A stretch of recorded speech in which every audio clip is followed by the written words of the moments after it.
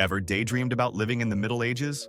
Knights in shining armor, majestic castles, perhaps a simpler time? Well, park those romantic notions right now because we're about to yank the medieval welcome mat out from under you.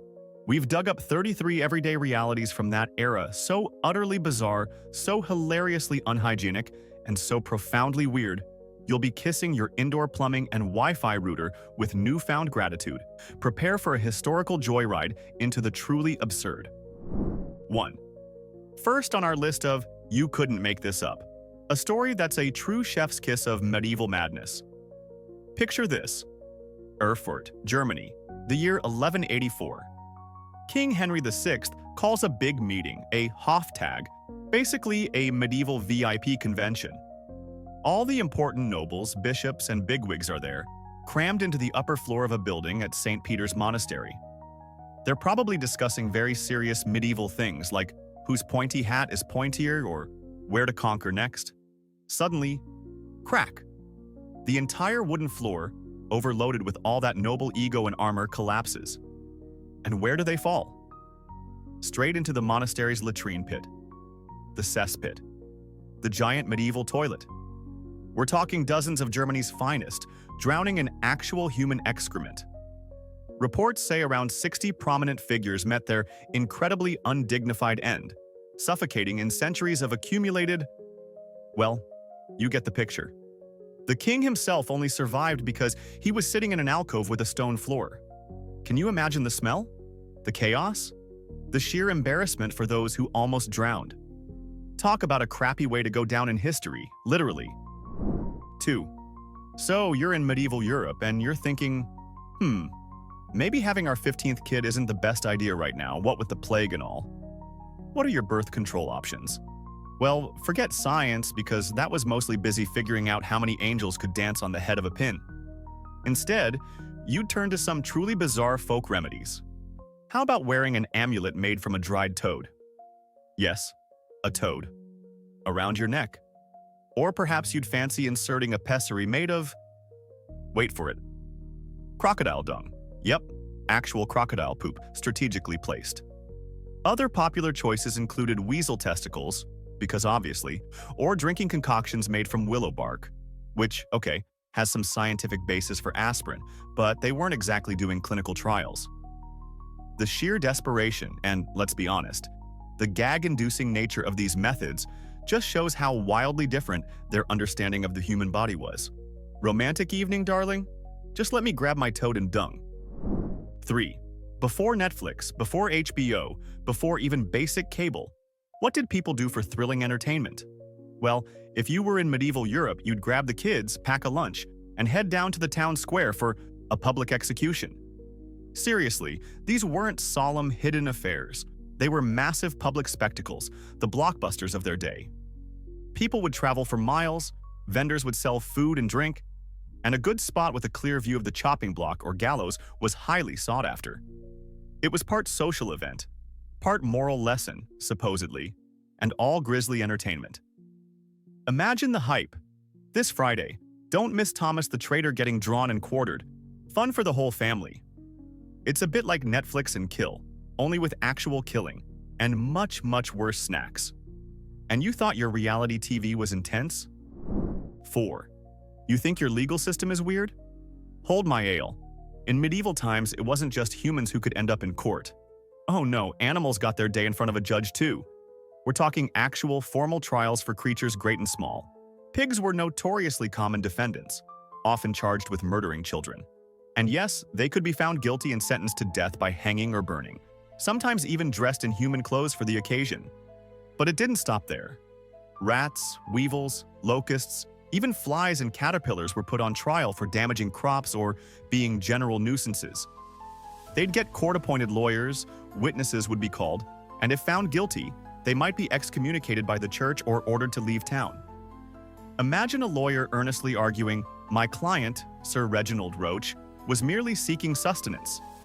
It's utterly bonkers, but it shows a world where the lines between human and animal, sin and crime were fascinatingly blurry. 5. Let's talk about the ultimate medieval multi-tool, the golden elixir of… well, it wasn't exactly elixir, but it was definitely golden. I'm talking about urine. Yes, pee. Good old number one. In a world without advanced chemistry, aged urine was surprisingly useful stuff, primarily thanks to its ammonia content. Need to get your linens sparkling white? Forget bleach, soak them in stale pee.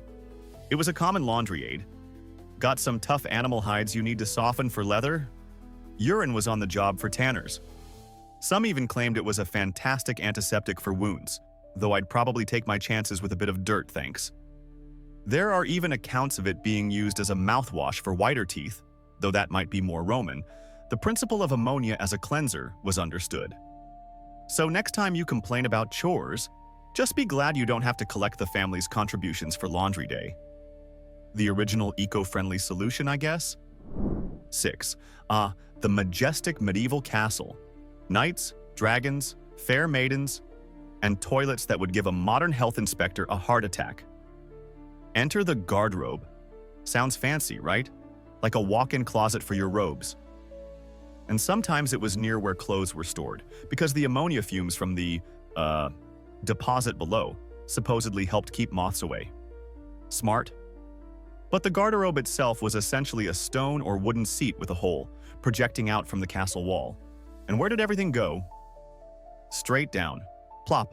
Into the moat if you were lucky, or just onto the ground below if you weren't. Imagine being a besieging soldier trying to scale the walls and an unfortunate bomb lands from above. Talk about biological warfare. Privacy? Minimal. Toilet paper? A handful of hay, moss, or if you were really posh, a rag. The unsweet nightmare indeed. Truly the height of medieval convenience. 7. So you're living in the Middle Ages. You've just finished a hard day of, well, whatever hard days entailed back then, that didn't involve scrolling through social media. You're probably feeling a bit grimy. Time for a nice hot shower? Ha, good one. Bathing, as we know it, was a rare luxury and sometimes even viewed with suspicion.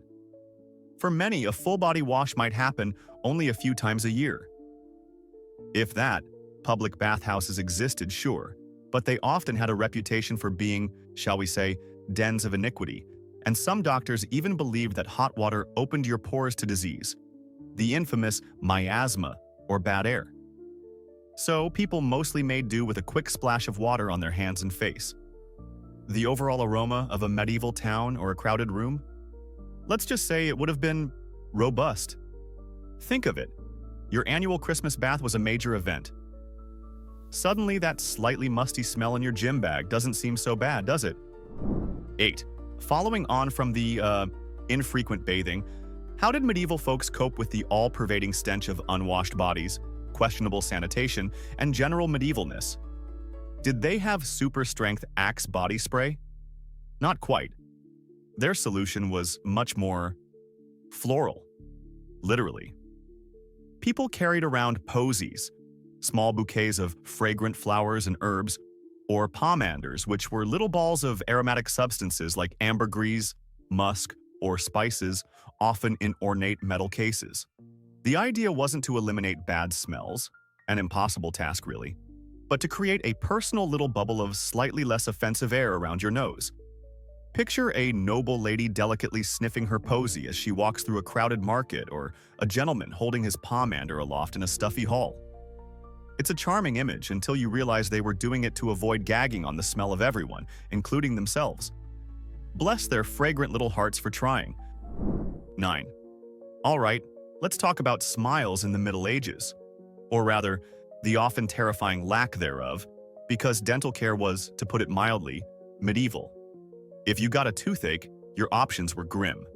You could try rinsing your mouth with wine, which, hey, at least made the pain feel a bit further away for a moment. Or you could pray, a lot. Saint Apollonia was the go-to saint for tooth troubles, and people would beg her for relief. If divine intervention and booze failed, your next stop was often the local barber surgeon. Remember those guys? The haircut and amputation specialists? They were also your dentists. Their primary tool? A terrifying pair of pliers and a strong arm. Anesthesia? That was for wimps, or more accurately, largely non-existent. They just yanked that sucker out, and you'd hope they got the right one and that you didn't die from the subsequent infection. Suddenly, a root canal sounds like a spa day, doesn't it? 10. Imagine sitting down for a hearty medieval feast. Juicy roasted meats, overflowing tankards of ale, and no plates? Well, not as we know them. Instead, you often got a trencher. What's a trencher, you ask? It was basically a thick, flat slab of stale bread, usually a few days old, so it was nice and hard. You'd pile your food onto this edible plate, and the bread would soak up all the lovely juices and grease. Delicious.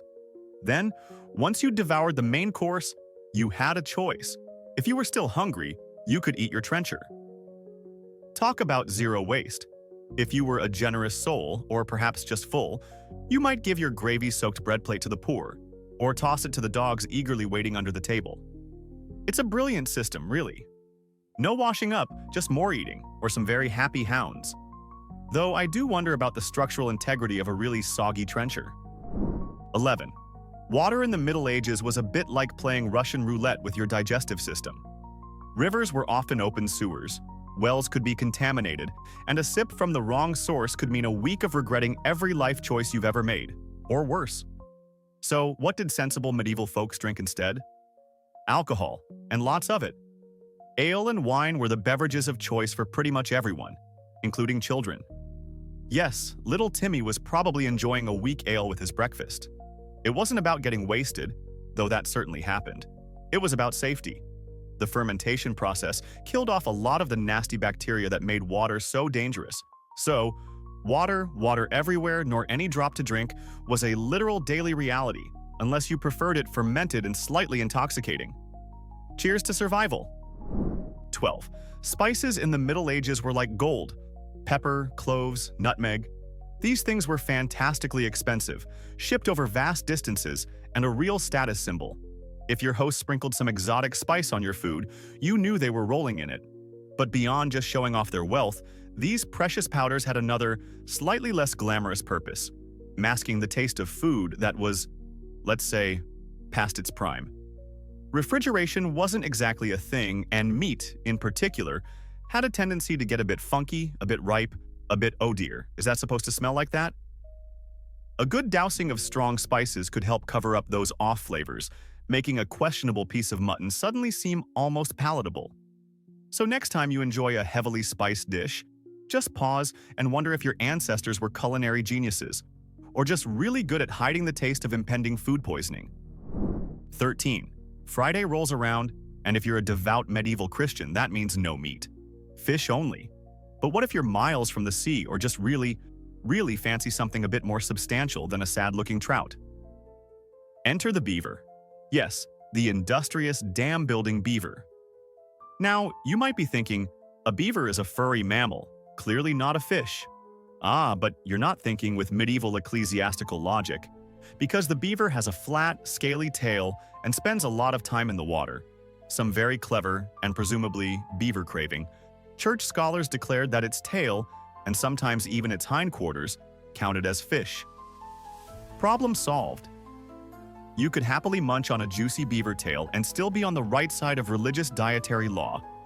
It's a hilariously convenient loophole, proving that where there's a will and a hungry congregation, there's a way to reclassify an entire animal.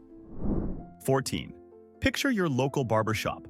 Nice chairs, clean mirrors, maybe some magazines. Now, imagine that same barber, after giving you a neat trim and a shave, casually asks if you'd like him to sort out that pesky bladder stone, or perhaps let a bit of blood to cure your fever. Welcome to the world of the barber surgeon. These multi-talented individuals weren't just snipping hair. They were performing minor surgeries, pulling teeth, setting bones, and of course the ever-popular bloodletting. They were the workhorses of medieval medicine, especially for the common folk who couldn't afford a university-trained physician. The red and white striped barber's pole? It's said to represent blood and bandages. So you could get a short back and sides and potentially a life-threatening infection, all in one convenient and probably quite chatty location. What a service. 15. Got a headache? Feeling a bit down? Contracted the plague, bubonic or otherwise? Fear not, for the medieval medical world had a go-to, cure-all solution for practically everything that ailed you: bloodletting. The theory, based on the ancient idea of the four humors, was that most illnesses were caused by an excess of blood. So, naturally, the solution was to get rid of some of it. Barber surgeons or physicians would whip out a lancet or employ some hungry leeches, and out it would come. How much? Well, that depended. Sometimes a little, sometimes a lot. Did it work? Almost certainly not for most conditions, and it probably made many people weaker and more susceptible to, actually dying. But hey, it was something to do, and it looked very medical and important. Feeling a bit off, mate? Let's just drain a pint or two, you'll be right as rain. Or dead. One of the two. 16. If you thought your eccentric aunt with her crystals and essential oils was out there, you haven't met the medieval quack doctor. These characters roamed the land, promising miraculous cures for everything from baldness to demonic possession, often with ingredients that would make a modern pharmacist weep. How about a little mummy powder? Yes, actual ground-up Egyptian mummies, for your ailments? Or perhaps some unicorn horn, which was usually narwhal tusk, to ward off poison? Animal dung, powdered gemstones, bizarre herbal concoctions brewed under a full moon while chanting backwards. Nothing was too weird if it sold a cure. Many of these doctors were charismatic showmen, more interested in your coin purse than your constitution. And the treatments? Often ineffective, sometimes dangerous, and almost always hilariously disgusting. It makes you appreciate a simple aspirin, doesn't it? 17. Think your dinner parties have awkward moments? Try attending a medieval feast where the table manners would make a hyena blush. Spitting on the floor? Perfectly acceptable in many circles, as long as you didn't aim for someone important. Belching loudly after a satisfying meal? That was often seen as a compliment to the chef. Wiping your greasy hands on the tablecloth, or even on your own clothes if a dog wasn't handy to lick them clean? Sure, why not? And speaking of dogs, they were often welcome guests under the table, ready to snap up any bones or scraps you generously tossed their way. Sharing a communal drinking cup with several other people, some of whom might have questionable dental hygiene or a hacking cough? Standard practice. It was a free-for-all of bodily functions and shared germs. Suddenly, that cousin who double dips the chips doesn't seem so bad. 18.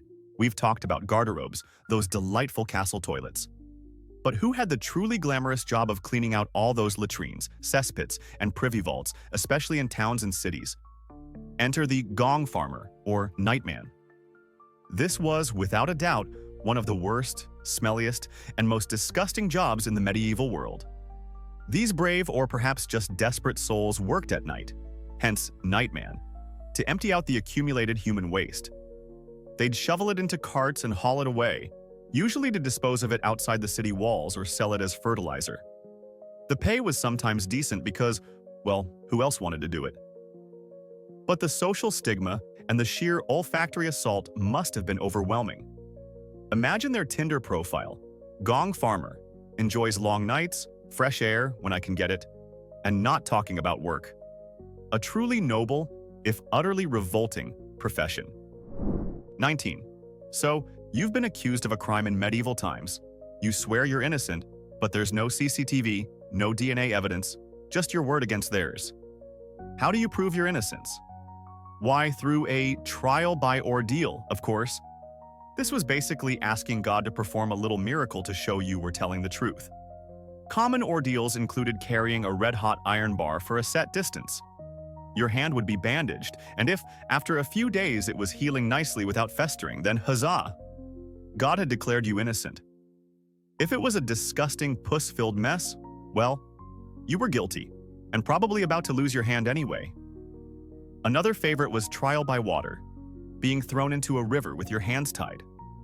If you sank, you were innocent, but possibly drowned, which was a bit of a downside. If you floated, the water, being pure, had rejected you, meaning you were guilty. It's a win-win for absolutely no one involved, except maybe the spectators. 20. Fashion is pain, darling, and nowhere was this truer than with medieval footwear, specifically the krakows or poulaines. These were shoes with ridiculously long pointed toes. We're not talking an extra inch or two. We're talking points that could extend 6 inches, a foot. or even for the truly fashion-forward nobleman, up to 2 feet beyond the actual toes. Imagine trying to walk, let alone navigate crowded medieval streets or, heaven forbid, stairs, with these things. It was so impractical that sometimes the points had to be stuffed with moss or whalebone to keep their shape, or even chained to the wearer's knees to stop them from tripping over their own fabulousness. The church condemned them as devil's talons and symbols of vanity. Naturally, this only made them more popular among the rebellious youth. Just picture a medieval dad. You're not going out with shoes that pointy, young man. 21. If men were peacocking with their pointy shoes, noble women were reaching for the sky with their headdresses, particularly the hennin. This was a tall, conical, or steeple-shaped hat, often draped with a flowing veil. Think fairy tale princess, but with serious aerodynamic challenges. Some hennins could be a foot, 2 feet, or even 3 feet high. They were a major status symbol. The taller your hat, the higher your rank, presumably. But imagine the practical difficulties. Walking through a standard medieval doorway? Good luck. You'd either have to perfect a very deep curtsy-like stoop, tilt your head at a precarious angle, or just accept that your fancy hat was going to take a beating. Knights probably had an easier time jousting than a lady in a hennin had navigating a crowded ballroom. Doorways. 1. Hennins. 0. Usually. 22. Medieval marriage. A beautiful union of 2 souls brought together by land, money, and strategic alliances. Romance? Love? Those were lovely bonuses if they happened, but they certainly weren't the primary drivers for most noble or wealthy families. Marriages were often arranged when the bride and groom were still children, sometimes even infants, to secure property, consolidate power, or forge peace treaties. The young couple might not even meet until their wedding day. It was less, "Will you marry me?" and more, "Our lawyers have drafted the prenup, sign here." For commoners, there might have been a bit more personal choice, but economic stability and ensuring the continuation of the family farm or trade were still paramount. So if you're stressing about your dating app matches, just be glad you're not being traded for a couple of prize-winning pigs and an acre of land. 23. In our modern world, personal space is sacred. We have our own bedrooms, our own beds. In the Middle Ages? Not so much. For many families, especially peasants, everyone piled into one bed or onto a communal sleeping platform to conserve warmth. We're talking parents, kids, maybe a visiting relative, and quite possibly a few friendly farm animals like chickens or even a piglet if it was particularly cold.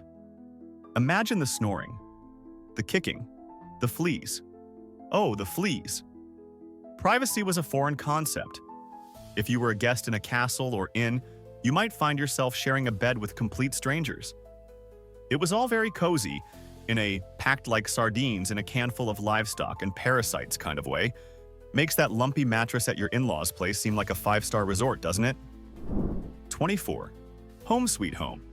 In the Middle Ages often meant home smoky, dark, and slightly damp home. Most peasant dwellings were simple 1- or 2-room huts, often with thatched roofs, wattle and daub walls, and earthen floors. Windows were small, usually just unglazed openings with wooden shutters, to keep out the worst of the weather and, presumably, curious squirrels. Central heating? That was the open hearth in the middle of the room, with the smoke hopefully, finding its way out through a hole in the roof or a poorly sealed gable. More often, it just filled the room, leaving everything and everyone covered in a fine layer of soot and smelling perpetually of wood smoke. Fresh air was something you experienced outside. Inside, it was a fragrant blend of smoke, unwashed bodies, cooking smells, and maybe a hint of nearby livestock. The rustic charm. 25. Forget incognito mode. In a medieval village or town, everyone knew everything about you. Your business was their business. The lack of privacy was staggering by modern standards. Houses were crammed close together, walls were thin, and people lived much of their lives outdoors or in communal spaces. Who you were courting, what you had for dinner, your latest argument with your spouse, that embarrassing rash you developed, chances are your neighbors were fully briefed. Gossip was a major form of entertainment and information exchange. If you did something scandalous, the whole village would know before you'd even finish doing it. It's like living in a reality TV show you never signed up for, and everyone has a front row seat and very strong opinions. No secrets were safe in the cozy, claustrophobic world of medieval community. 26. Before germ theory, before X-rays, before WebMD made everyone a hypochondriac, medical understanding was dominated by the four humors theory. This ancient Greek idea, which persisted through the Middle Ages, proposed that the human body contained four essential fluids: blood, phlegm, yellow bile, and black bile. Your health and personality were determined by the balance of these humors. Too much blood? You were sanguine, cheerful, and optimistic. Too much phlegm? Phlegmatic, calm, perhaps a bit sluggish. An excess of yellow bile made you choleric, fiery, and bad-tempered. And too much black bile? That made you melancholic, sad, and broody. Illness was seen as an imbalance of these humors, and treatments, like bloodletting or prescribing certain foods, aimed to restore that balance. It's a wonderfully simplistic system that made absolutely zero scientific sense. But hey, it lasted for over 1,000 years. 27. Think modern football or soccer is a tough sport. You haven't seen anything like medieval football. This wasn't a game of elegant footwork and strategic passes. It was often a chaotic, violent brawl involving entire villages. The ball could be an inflated pig's bladder, or sometimes even something more. Macabre. Rules? What rules? The objective was usually to get the ball to a specific landmark, often miles away, by any means necessary. This involved a massive scrum of people kicking, punching, gouging, and trampling each other. Broken bones were common, serious injuries frequent, and deaths not unheard of. It was less sport and more organized riot with a vaguely spherical object. Kings sometimes tried to ban it because it distracted from archery practice, the more militarily useful pastime.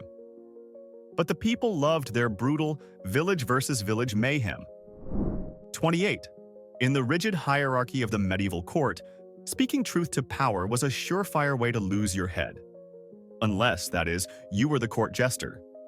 These fools, often dressed in motley costumes with bells on their hats, had a unique license to mock, satirize, and criticize everyone, including the king himself. They used wit, riddles, and outrageous behavior to point out uncomfortable truths or the absurdities of courtly life, all under the guise of entertainment. A good jester was intelligent, quick-witted, and possessed a keen understanding of human nature. They were the original stand-up comedians and political satirists, walking a fine line between amusement and offense. It was a risky job. A joke that fell flat with a sensitive monarch could still have serious consequences. But for those who mastered it, they were the only ones who could truly roast the king and live to tell the tale. 29. We live in a world of science and verifiable facts, mostly. But in the Middle Ages, the line between the real and the fantastical was much blurrier. For your average peasant and even many nobles, dragons weren't just creatures of myth. They were a potential, albeit rare, threat. Griffins, those majestic eagle-lion hybrids, totally plausible.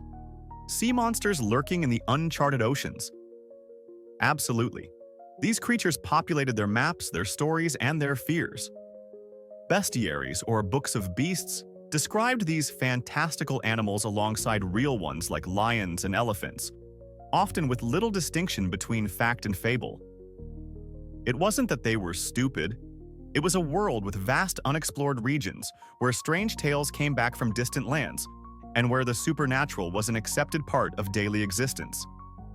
So, if you heard a strange noise outside your village at night, you might genuinely wonder if it was a wolf or, a griffin looking for a snack. 30. Got a problem? In the Middle Ages, there was a saint for that. Seriously, for almost every conceivable ailment, profession, or unfortunate situation, there was a specific patron saint you could petition for help. Lost your keys? Pray to Saint Anthony of Padua? Got a sore throat? Saint Blaise was your guy. Worried about lightning strikes? Saint Barbara had you covered. There were saints for brewers, saints for travelers, saints for people with toothaches. Hello again, Saint Apollonia. And even saints to protect against rats and mice. It was a highly specialized celestial support system. This devotion to saints provided comfort and a sense of control in a world full of uncertainty and danger. Plus, it gave you someone specific to blame if things didn't work out.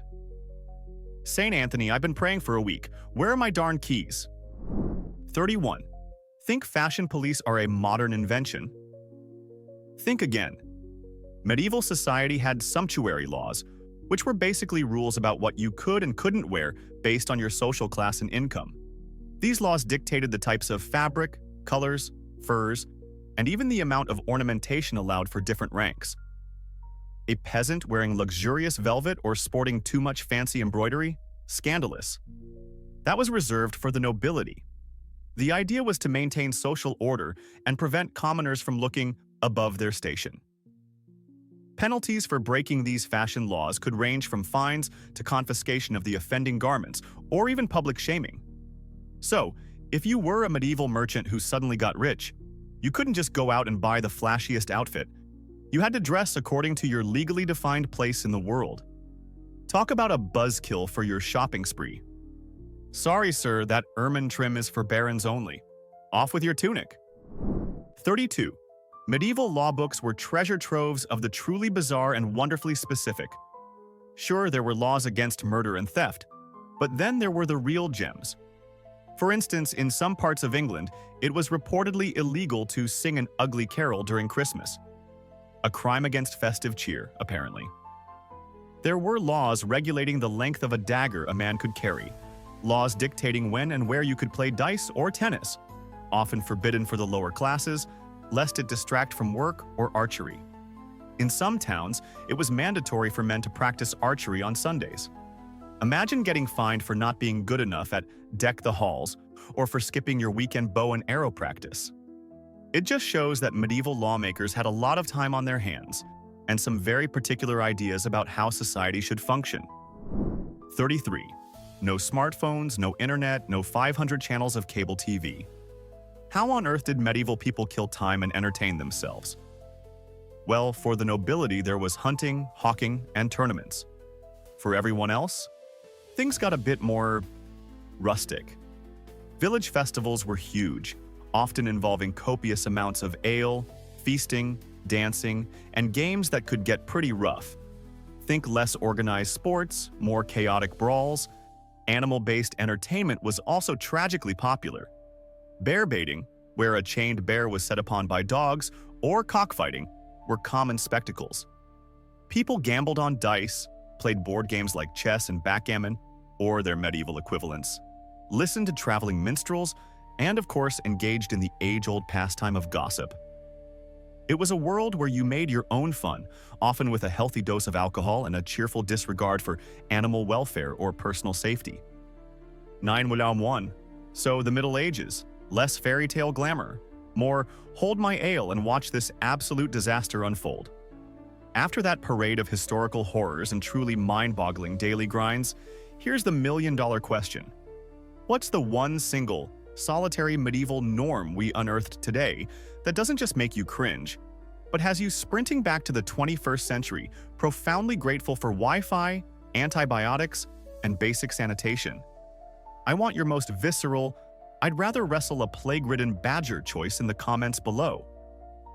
If this dive into glorious historical insanity made your brain tingle or your stomach churn, obliterate that like button and slam subscribe for more unbelievable truths they conveniently forgot to teach you.